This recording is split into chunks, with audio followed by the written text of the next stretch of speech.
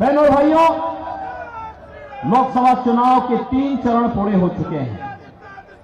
पूरे देश के अंदर आधा चुनाव संपन्न हो चुका है और अब चौथे चरण का चुनाव कल है।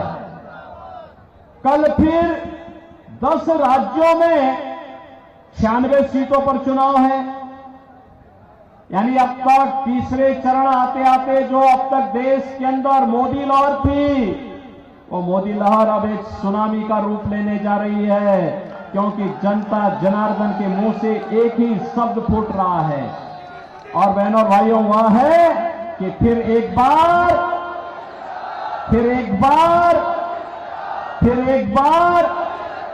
अब की बार ये 400 पार। जब हम 400 पार की बात करते हैं तो कांग्रेस और इंडी गठबंधन को चक्कर आने लगता है कि 400 पार कैसे होना है। बहनों और भाइयों, मैं आपसे बताना चाहता हूं, सबसे पहली बात कि कांग्रेस समर्थन के लिए, किसी भी पार्टी को समर्थन करने के लिए, पूरा बहुमत की सरकार बनाने के लिए 273 सीट चाहिए।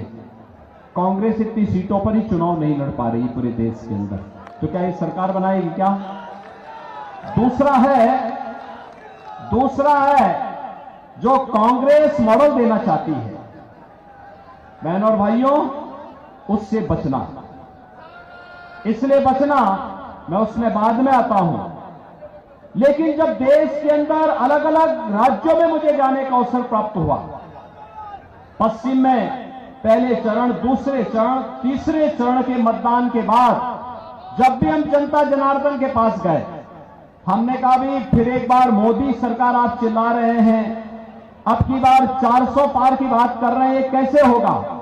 तो हर एक ओर से एक आवाज आती थी और वो आवाज क्या आती थी? लोग एक ही बात कहते थे कि जो राम को लाए हैं, और ये तो अवध क्षेत्र है।